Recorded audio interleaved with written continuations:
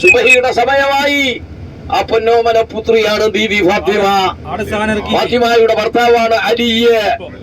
അയ്യയ്യ മൺകൊണ്ട് അഭിഷക്തനായി കഴിഞ്ഞുവല്ലോ മതസാർവഭൗമൻ. മുഴക്കുവിൻ ഹേ ജയശബ്ദമെങ്ങും വാഴട്ടെ ഇസ്ലാം തിരുമേനി നീണാൾ.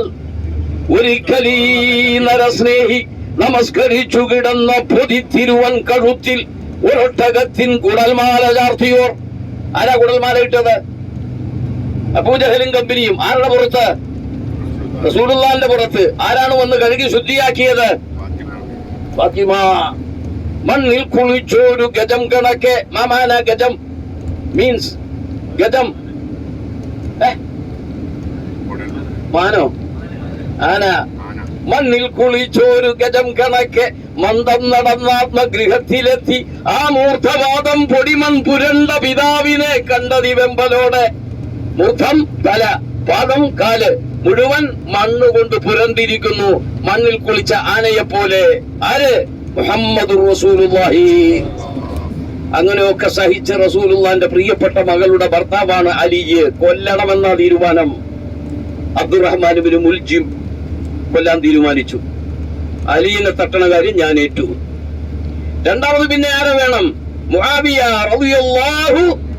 അബൂ സുഫിയാന്റെ മകനാണ് മുആവിയ റളിയല്ലാഹു അൻഹു. മുആവിയനെ തീർത്തു കളയണം. സ്വഹാബിയാണ് കേട്ടോ. റളിയല്ലാഹു അൻഹു. മൂന്നാമത്തെ ആള് അംർ ഇബ്നുൽ ആസ് റളിയല്ലാഹു അൻഹു. അംർ ഇബ്നുൽ ജലീൽ സ്വഹാബിയാണ്. ചരിത്രം, കേരള ചരിത്രം, കേരള പഴമ പോലത്തെ കേരളത്തിലെ ആധികാരികമായ ചരിത്ര രേഖകളിൽ മഹാനായ നബി സല്ലല്ലാഹു അലൈഹി വസല്ലം തങ്ങളുടെ ഹയാത്ത് കാലത്ത് തന്നെ ബഹുമാനപ്പെട്ടവർ ഇസ്ലാം മതം സ്വീകരിച്ചിട്ടുണ്ട്. ആധികാരികമായി അങ്ങനെയാണ് കാണുന്നത്.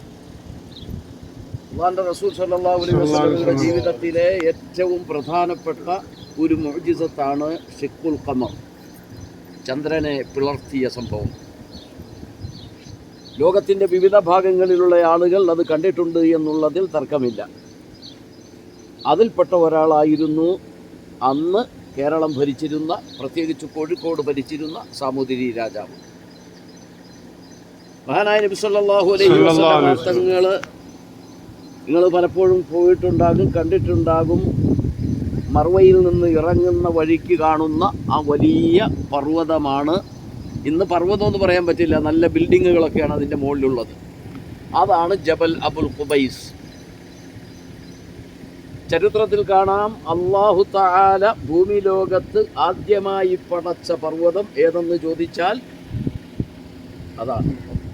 ഒരുപാട് പർവ്വതങ്ങളുണ്ട് ഇപ്പോൾ. ഏറ്റവും ആദ്യമായുള്ളത് കിതാബ് തിരിയുന്ന മൗര്യന്മാരാണുള്ളത്. തർക്കിക്കാനുണ്ടെങ്കിൽ ഇവിടെ വെച്ച് വേണ്ട, ഇൻഷാ അല്ലാഹ് നമുക്ക് അത് കഴിഞ്ഞിട്ട് സമയം തരാം ഇൻഷാ അല്ലാഹ്. അവിടെയാണ് നിന്നുകൊണ്ടാണ് അവിശ്വാസികൾ ആവശ്യപ്പെട്ടത്, കത്തിജ്വലിക്കുന്ന ആ ചന്ദ്രനെ രണ്ട് പിളർപ്പാക്കി മാറ്റിയാൽ നിങ്ങളുടെ അള്ളാഹുവിൽ ഞങ്ങൾ വിശ്വസിക്കാമെന്ന ഒരു ഡിമാൻഡ് പറഞ്ഞപ്പോഴാണ് അഭ്യൂഹങ്ങളുടെയും ആത്മീയ രഹസ്യങ്ങളുടെയും ഉറവിടങ്ങളിലേക്ക് മനുഷ്യ സമൂഹത്തെ തിരിച്ചുവിട്ട ആ ചൂണ്ടുവിരൽ ഉയർത്തിയിട്ട് അള്ളാഹുവിൻ്റെ റസൂല് പറഞ്ഞത്, ചന്ദ്രൻ നീ ഒന്ന് പിളരണം. അള്ളാഹുവിൻ്റെ അനുവാദത്തോടുകൂടെ പിളരമാൻ പെരുമാൾ. അറബികൾ അന്ന് കേരളവുമായി ഒരുപാട് ബന്ധങ്ങളുണ്ടായിരുന്നു കച്ചവടാവശ്യാർത്ഥം. മറ്റൊന്ന് സിലോൺ മലയിലേക്ക് പോകുന്ന യാത്ര. ഈ കടൽ ഇപ്പോൾ കറക്റ്റ് പറഞ്ഞുതരാം, കടലിൻ്റെ വക്കിൽ നിന്നല്ലേ ഇപ്പോൾ നമ്മൾ വണ്ടി സ്റ്റാർട്ട് ചെയ്ത്. എത്ര ദൂരമുണ്ട് ഇപ്പോൾ ഇവിടം വരെ? 1 കിലോമീറ്റർ. ഈ കടലാണ് അറബിക്കടൽ. എന്താ അറബിക്കടൽ എന്ന് പേര് വരാൻ കാരണം? അറബികൾ കൂടുതൽ യാത്ര ചെയ്തതുകൊണ്ടാണ് അറബിക്കടൽ എന്ന് പേര് വരാൻ കാരണമെന്നൊരു അഭിപ്രായമുണ്ട്. ഇരിക്കട്ടെ. അങ്ങനെ നബി സല്ലല്ലാഹു അലൈഹി വസല്ലം തങ്ങളുടെ സന്നിധിയിലേക്ക് കോഴിക്കോട് നിന്നൊക്കെ വന്ന സ്വഹാബികളുടെ കൂടെ ചരിത്ര ഗ്രന്ഥങ്ങളിൽ രേഖപ്പെടുത്തുന്നത് മഹാനായ ഉവൈസുൽ ഖർനി റളിയല്ലാഹു അൻഹു ജീവിച്ചത് യമനിലാണ്. അതർക്കയില്ല. മഹാനായ റസൂലുള്ളാഹി സ്വല്ലല്ലാഹു അലൈഹി വസല്ലം തങ്ങൾ ജീവിച്ചിരുന്ന മദീനയാണ്. എന്തുകൊണ്ടാണ് സ്വഹാബിയാകാൻ പോകാതിരുന്നത്? സ്വഹാബിയാകണമെങ്കിൽ വിശ്വാസത്തോടുകൂടെ ഒരു നിമിഷമെങ്കിലും അല്ലാഹുവിന്റെ റസൂലിനെ കാണണം. അവർക്കാണല്ലോ സ്വഹാബി. അതെ. എന്തുകൊണ്ട് പോയില്ല? അതിനൊരു കാരണമാണ്, മെയിൻ കാരണം പറയുന്നത് ഉമ്മക്ക് ഖിദ്മത്ത് ചെയ്തു. അതിനേക്കാൾ ഖൈറാണ്, സ്വഹാബിയായി വരുന്നതിനേക്കാൾ ഖൈറ് ഉമ്മക്ക് വേറെ ആരാല്ലാത്തത് കൊണ്ട് അവർക്ക് ഖിദ്മത്ത് ചെയ്യലാണെന്ന സന്ദേശം അദ്ദേഹം മുറുകെ പിടിച്ചു. ഹബീബായ റസൂലുള്ളാഹി മനസ്സുകൊണ്ട് തൃപ്തിപ്പെടുകയും ചെയ്തു. അതുകൊണ്ടാണ് സ്വഹാബിയായില്ല. പ്രാവശ്യം പോയില്ലേ മുത്തനബിയുടെ അടുത്ത് പോയില്ലേ?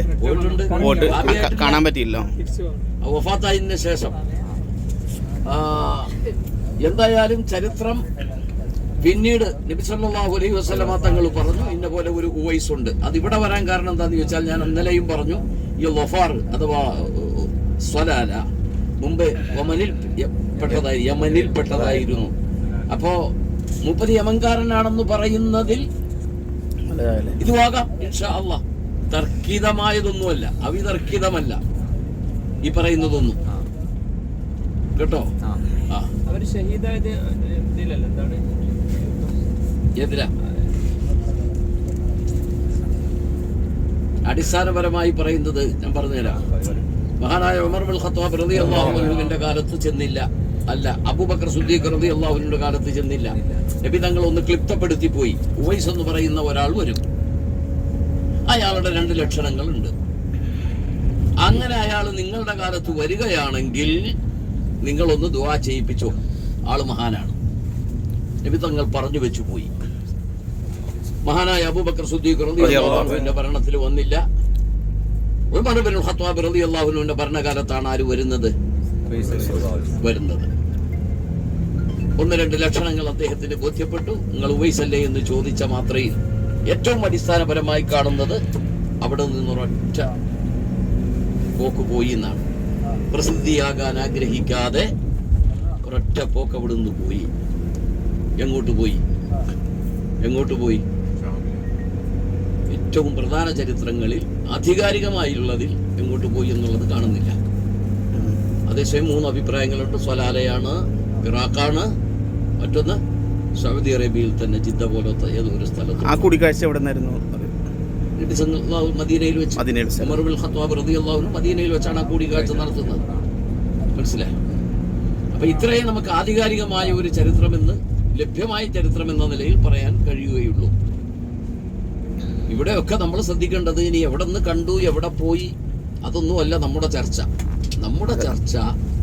അല്ലാഹുവിന്റെ റസൂലിനോടുള്ള സ്നേഹം. ഇവരെയൊക്കെ പോകുമ്പോൾ സല്ലല്ലാഹു അലൈഹി യാ സയ്യിദനാ യാ റസൂലല്ലാഹ്. നിങ്ങൾ ഇറാഖിലേക്ക് പോകുന്ന ആളുകൾ ത്വൽഹത്ത് ബിൻ ഉബൈദില്ലാ റളിയല്ലാഹു അൻഹു സിയാറത്ത് ചെയ്യും. ഞാൻ പറഞ്ഞുതരാം. ത്വൽഹത്ത് ബിൻ ഫൈസൽ മാഫി നിസിയാൻ. ത്വൽഹത്ത് ബിൻ ഉബൈദില്ലാ എവിടെ കിടക്കുന്നത്? ഇറാഖിൽ പോയവർ പറയുക ത്വൽഹത്ത് ബിൻ ഉബൈദില്ലാ അശറത്തുൽ മുബശ്ശിരീനാണ്. ثم الرضا عن نبي بكر وعن عمر وعن علي وعن عثمان ذو الكرم سعد سعيد زبير طلحة وأبي طلحة. എവിടെ കിടക്കുന്നത്?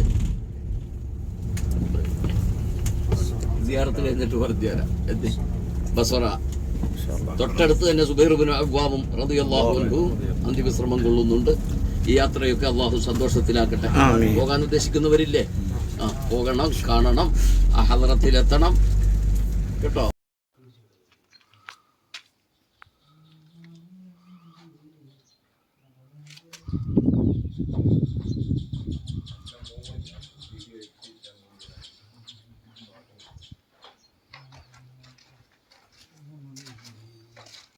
ലോകത്ത് വേൾഡിൽ ഫേമസ് ആ സ്ഥലമാണ്. അപ്പോൾ ഇതിൻ്റെ പരിസരത്തും ഇവിടെയൊക്കെയാണ് ഫുള്ള് ഓരോ മന്ത്രാലയത്തിൻ്റെ ഓഫീസുകളൊക്കെ. ഇതിൻ്റെ ചുറ്റും മലമലും മറ്റൊക്കെ വലിയ ചരിത്രപരമായിട്ട് നമ്മളിങ്ങനെ നടന്നു നോക്കിയാൽ കാണാം. മലേൻ്റെ മുകളിലൊക്കെ പട്ടാളത്തിൻ്റെ ആസ്ഥാനങ്ങളും മറ്റൊക്കെ ആയിട്ട് വലിയ പ്രധാനപ്പെട്ട ഒരു സ്ഥലമാണ്. ഇവരെ ആസിമ എന്ന് പറയും. അപ്പോൾ ഇവിടെയൊക്കെ കണ്ടിട്ട് നാട്ടിൽ കുട്ടികൾ ചെല്ലുമ്പോൾ ചോദിക്കില്ല എത്ര കണ്ടതെന്ന് ഞാൻ കാണിച്ചു കൊടുക്കാൻ പറ്റുന്ന രീതിയിലൊക്കെ പകർത്തിയെടുത്തിട്ട് ഇൻഷാ അല്ലാഹ് നമുക്കൊരു മണിക്കൂറിനുള്ള വീട്ടിൽ പോയിട്ട്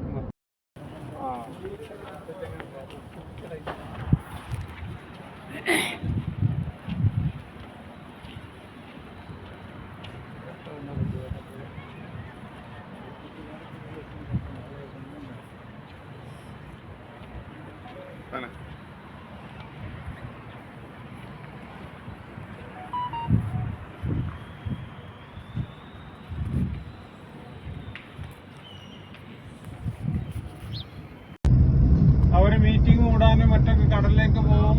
അവർക്ക് സ്വന്തം സഞ്ചരിക്കാൻ അങ്ങനത്തെ കാര്യങ്ങൾക്കുള്ള കപ്പലുകളാണത്. രാജാവിന്റെ 2 കപ്പലുകളോ? ഏറ്റവും വലിയ വിലക്ക് എടുത്തതാണ് രാജാവ്.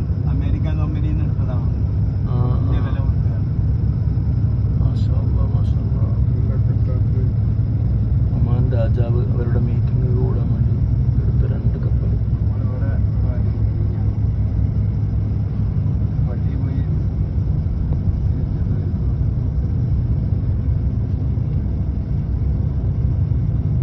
ഇങ്ങനെ കാണാനായിട്ട്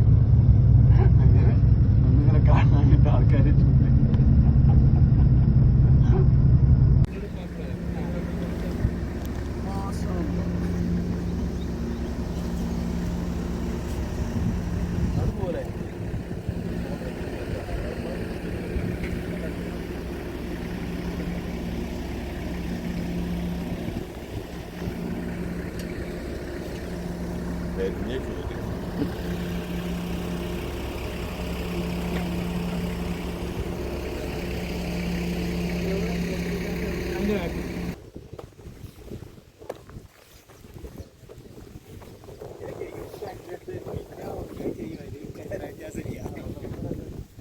ക്ലിയർ ഉള്ളൂ അല്ലേ?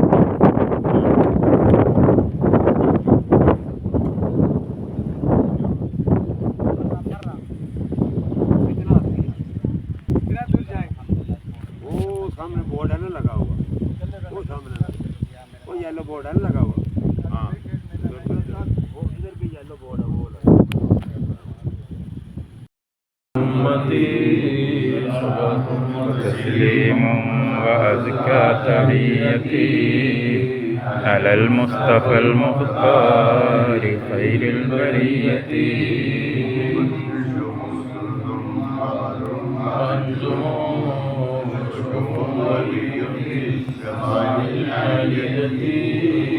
صلاة وتسليم وأزكى تحيتي على المصطفى المختار خير البرية.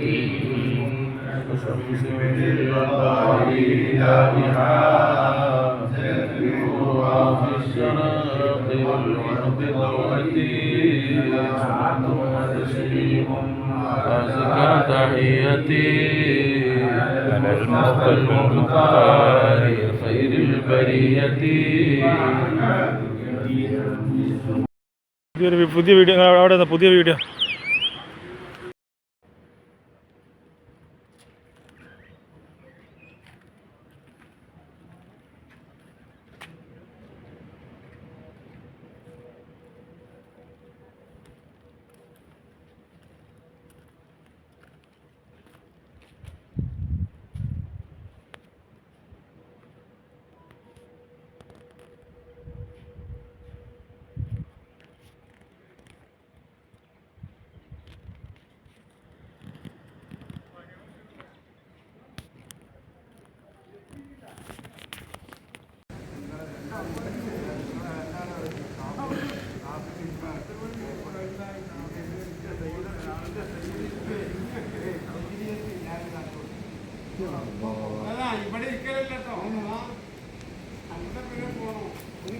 ഒന്നും പോകുന്നില്ല അല്ലേ? ഇതന്നെ അധികമല്ലേ? പിന്നെ എന്താ വേണ്ടേ?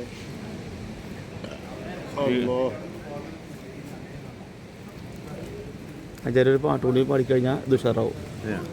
ഇവിടെ ഇരുന്നിട്ട് പാടാൻ പറ്റിയ പാട്ട് ഏതാ? ബമ്പത്തെ ഹംസാറളി അല്ലാ ചാടി കമ്പയാസിബദിലി മാറടാ വള്ളൽ നബി മഹമൂദുർ ഹൗലിന്ന് വെള്ളം കുടിക്കുന്നു നാരടാ അംബർ സേഫിയുള്ള കാവൽ വെച്ചുള്ള സംബരമിൽ വന്ന് ചേരടാ ഖൈറുൽ വറ നബിയാർ കുളത്തുന്ന് ധൈര്യമുണ്ടെങ്കിൽ കോരടാ.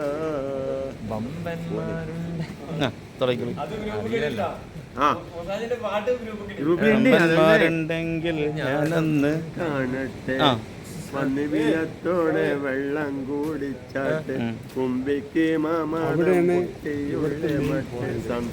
വിഷയം കണ്ടില്ലെങ്കിലും അവിടെ ഒരു ഹോൾസ് ഉണ്ട്. അതിന്റെ അടിയിൽ കൂടെ വെള്ളം പൊന്തിയിട്ട് 10-12 മീറ്റർ ഉയരത്തിലേക്ക് പൊന്തി. അതാണ് ഇപ്പോഴത്തെ ഏറ്റവും വലിയ കാഴ്ച.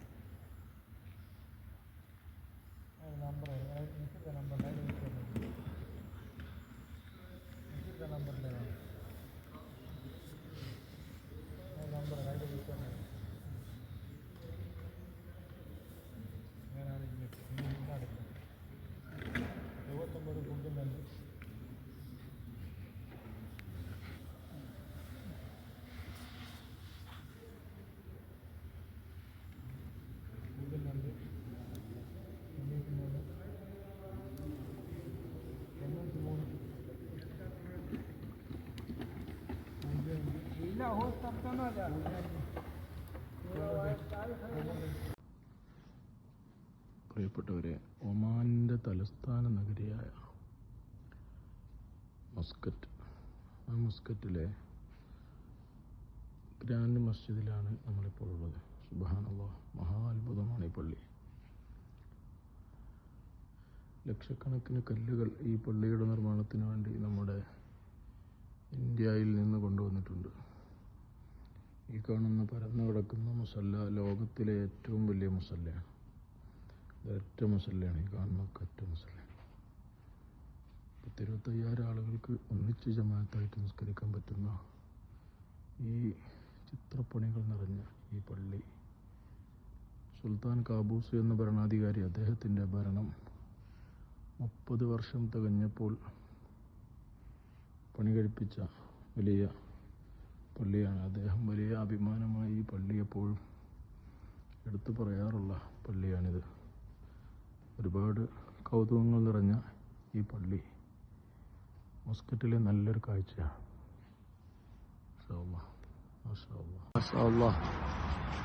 ഒമാനിലെ മസ്കറ്റിൽ ഇവിടെയുള്ള ഗ്രാൻഡ് മസ്ജിദ് പേര് പോലെ തന്നെ വളരെ കണ്ണഞ്ചിപ്പിക്കുന്ന, അത്ഭുതമുളവാക്കുന്ന പണികൾ, അതുപോലെ ഇതിൻ്റെ എടുപ്പ്, കെട്ടുകൾ, ഇതിനുപയോഗിച്ച വസ്തുക്കൾ, ഇതിൻ്റെ വിശാലത എല്ലാം ഓരോന്നും ഉള്ളും പുറവും,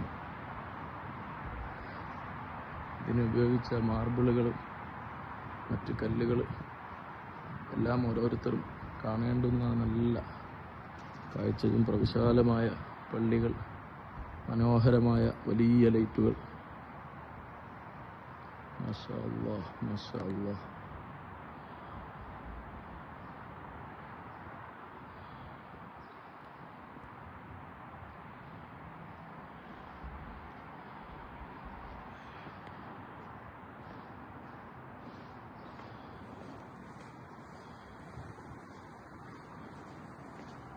ഇത്രയും വിശാലമായിട്ട് നടന്ന് കാണാൻ മാത്രമുണ്ട്. ഇതിൻ്റെ ഓരോ ഭാഗവും കണ്ടിട്ട് 4 ഭാഗവും ഒരുപോലെയാണെന്ന് മനസ്സിലാകുന്നു.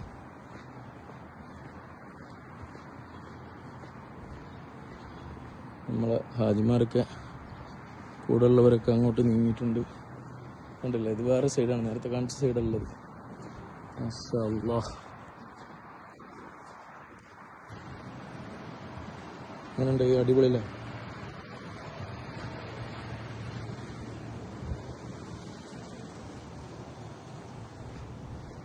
മാർബിള്, മൊസൈക്ക്,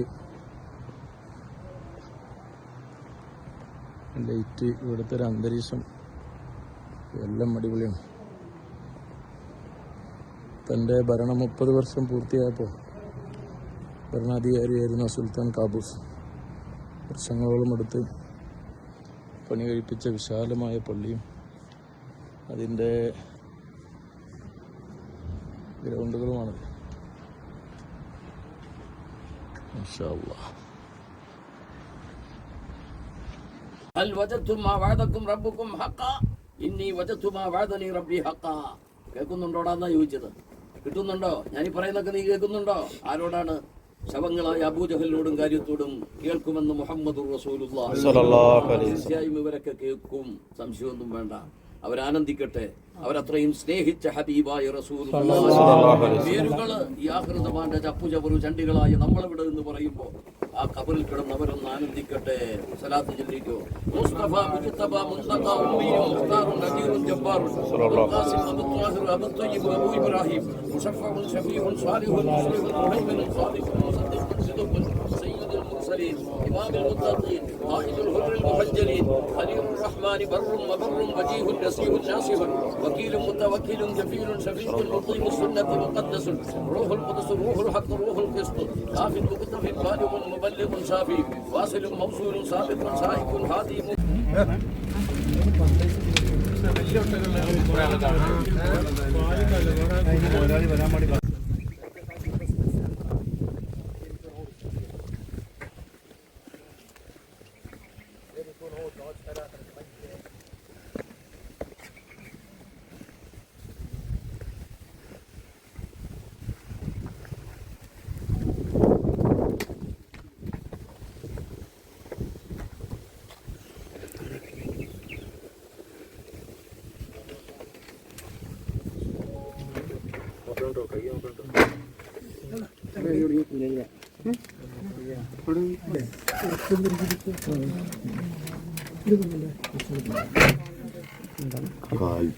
കാൽപാദം സ്ത്രീകളൊന്നും കാണണം, എല്ലാവരും അവർ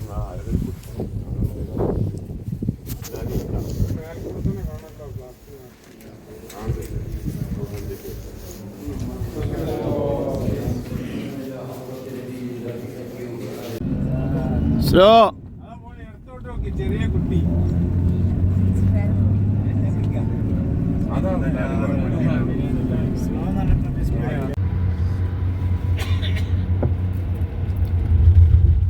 ഇത് ഇടത് ഭാഗത്ത് കാണുന്ന പള്ളി നമ്മള് മസ്കത്തില് കാബൂസ് പള്ളി കണ്ടില്ലേ?